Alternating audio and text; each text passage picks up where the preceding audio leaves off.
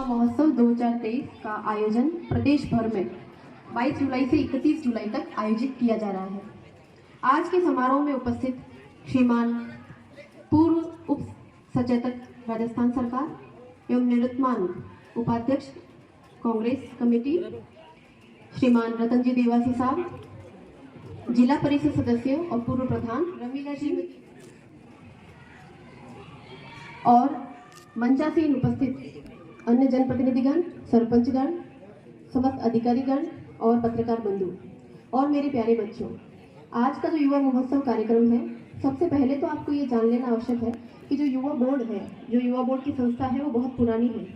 और ये समय समय पर युवाओं के लिए कई तरह के कार्यक्रम करवाती है। सरकार युवाओं के लिए कई तरह की योजनाएं लाती है और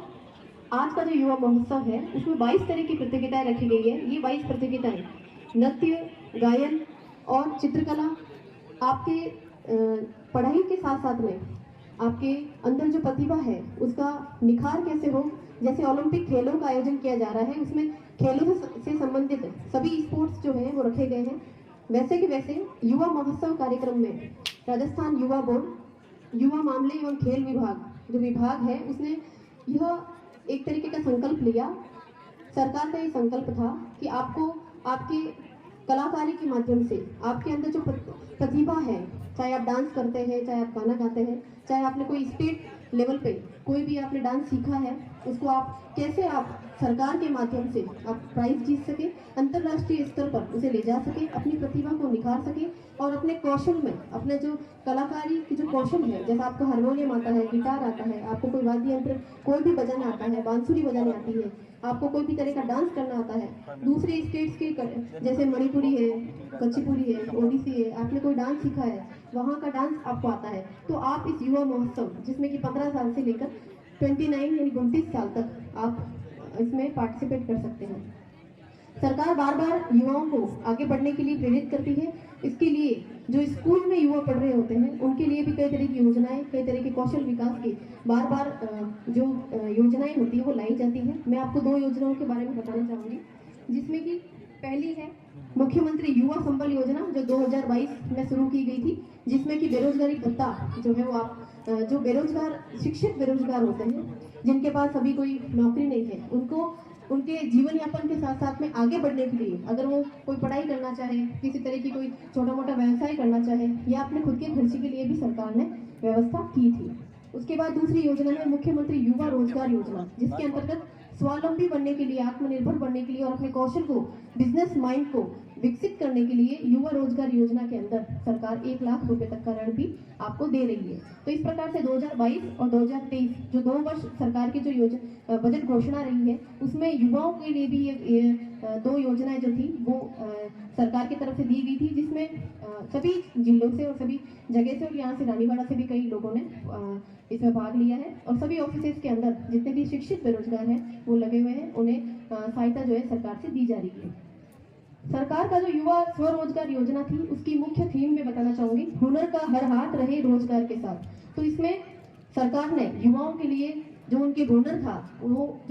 वो बिजनेस करना चाहते थे, छोटा अगर व्यवसाय करना चाह रहे थे तो उस योजना के अंतर्गत वो ऋण लेकर के अपना स्वरोजगार कर सकते थे। वैसे कि वैसे उन युवाओं के बारे में सरकार ने सोचा है जिनके पास कोई ना कोई तरह की प्रतिभा है, डांस में, गायन में या फिर चित्रकला में या फिर किसी तरह के वो वाद्य यंत्रों में।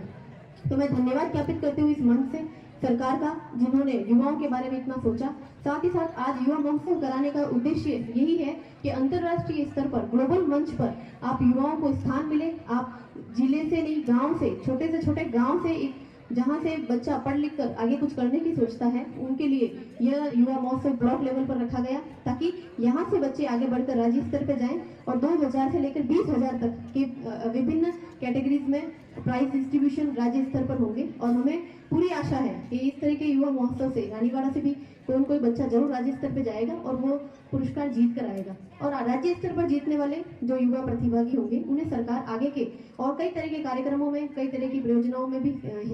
हिस्सा बनाएगी। साथ ही साथ सरकार की समस्त तरह की योजनाएं इन योजनाओं के प्रचार प्रसार करने की जिम्मेदारी भी उन युवाओं पे होगी। और आज के युवाओं की जिम्मेदारी यह भी है कि अपने अंदर जितनी भी प्रतिभा है उसको निखारें, मेरी आप सभी युवाओं से यही अपील है कि नशा, किसी भी तरह का नशा जो है वो बंद करें, निरंतर व्यायाम करें, अच्छा संतुलित आहार खाएं और जितना हो सके माता पिता के पास समय दें, माता पिता के पास बैठें, उनसे आपको बहुत कुछ सीखने को मिलेगा। अगर आपके माता पिता कम पढ़े लिखे हैं तो आप अपने ज्ञान का भंडार उनके आगे खोल के रख सकते हैं, उन्हें बता सकते हैं कि आज दैनिक जीवन में जो विज्ञान है, दैनिक जीवन में क्या क्या चीजें हैं जिनसे युवा आगे बढ़ सकते हैं, आप उनको बारे में बताइए। कैरियर गाइडेंस के लिए मैं समस्त गुरुजनों से कहूंगी कि 11th-12th की कक्षाएं, 9th-10th की कक्षाओं के साथ साथ में कैरियर गाइडेंस के तहत जो आगे के विषय हैं उनके चयन के लिए और उनके अध्यापन के लिए, आगे के करियर में क्या क्या युवाओं के लिए व्यवसायिक उनके क्या क्या काम आ सकती है, कौन कौन सी जॉब कर सकते हैं, उसके बारे में निरंतर उनको कैरियर गाइडेंस क्लासेस चलाते रहे।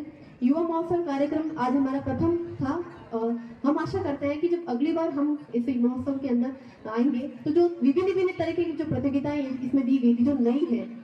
वो उन प्रतियोगिता के अंदर बच्चे जो है वो सीख करके अपनी कला का प्रदर्शन जरूर करेंगे। मंचासीन सभी अतिथिगण का, जनप्रतिनिधिगण का मैं तहे दिल से आभार व्यक्त करती हूँ कि आपने बहुत बिजी शेड्यूल से अपना समय निकाल कर इन बच्चों के लिए और इस युवा महोत्सव कार्यक्रम के लिए दिया। आपका बहुत बहुत धन्यवाद। Thank you. बहुत बहुत धन्यवाद, हार्दिक साधुवाद हमारी आदरणीय एसडीएम महोदया को। आपने अपने उद्बोधन के माध्यम से युवाओं के लिए जो रोजगार और करियर के अवसर हैं उनके बारे में विस्तृत जानकारी दी और नशा नाश का रूप है और युवाओं को नशे से परहेज रखने का एक अनूठा संदेश दिया। एक बार पुनः धन्यवाद, अभिनंदन। आज के